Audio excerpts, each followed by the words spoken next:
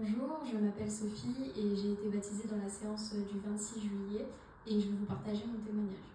Alors, avant de rencontrer Jésus, ma vie était marquée par l'anxiété. J'étais constamment stressée, toujours en train de me demander ce que les autres pensaient de moi. Le regard des gens dirigeait ma vie et ça me détruisait petit à petit. Pendant des années, j'ai vécu avec des somnifères, des anxiolytiques pour essayer de calmer mes angoisses, mais mon cœur restait toujours lourd et oppressé. Il faut savoir aussi qu'avant, j'ai été musulmane. C'était pas par conviction personnelle, mais par amour. Et il m'avait monté la tête. Cette relation m'a encore plus brisée et j'ai subi des choses que je ne souhaite à personne. Dans l'islam, j'ai découvert la crainte de Dieu, la peur de l'enfer, mais jamais rien de positif, c'était que contrainte en fait. Il n'y avait pas cette dimension d'un Dieu proche et aimant. Et quand avec cet homme ça s'est terminé, j'ai décidé de tout arrêter. J'ai arrêté d'être musulmane, mais j'ai aussi arrêté de croire. Non pas que je me sois dit Dieu n'existe pas, mais plutôt s'il existe, qu'il me le prouve. Parce que vu ce que j'ai vécu, je ne peux pas croire qu'il puisse laisser faire tout ça. Pour moi, croire en Dieu sans réponse et sans signe, c'était devenu totalement inconcevable. Et pourtant, il y avait toujours cette petite voix, cette petite question au fond de moi qui me disait « Et s'il existait vraiment ?» Un jour, j'ai rejoint une association en tant que bénévole, et là-bas, j'ai rencontré une femme ancrée en Christ.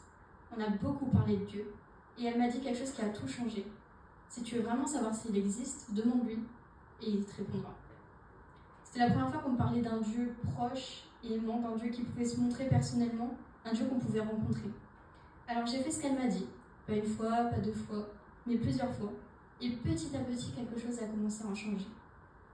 J'ai vu des portes s'ouvrir, d'autres se fermer. J'ai senti une paix nouvelle. J'ai reçu des confirmations, des signes, mais surtout à travers les rêves. Alors certes, moi je m'attendais à le voir et ce qu'ils me disent « Eh oh, t'attends quoi pour ouvrir les yeux, je suis là ?» Mais ça n'a évidemment pas été le cas. Donc parfois je me disais, si ça se trouve, toutes les bonnes choses qui m'arrivent depuis que j'ai commencé à le chercher, c'est juste une coïncidence. Et un jour, alors que je regardais une vidéo sur un des miracles de Jésus, j'ai ressenti une immense paix et j'ai entendu au fond de moi une voix qui m'a dit « Il est mort pour toi ». Après ça, j'ai décidé d'aller à l'église et là-bas, j'ai prié avec le pasteur. On a prié ensemble pour que je puisse reconnaître Jésus comme Seigneur et Sauveur. Et à la fin de cette prière, j'ai vraiment ressenti comme une légèreté. J'étais très émue, je ne saurais même pas expliquer ce sentiment, c'était vraiment un sentiment nouveau que je découvrais. Et j'ai su que je serais sauvée au jour de l'enlèvement. Je vis plus sous anxiolytique, je ressens plus ce stress ou cette angoisse permanente. Quand quelque chose me trouble maintenant, je prie et je dépose tout entre ses mains et je choisis de lui faire confiance. Même si je ne comprends pas toujours, je sais que sa volonté est parfaite. S'il ferme une porte, c'est qu'il en prépare une meilleure et il me l'a montré encore très récemment.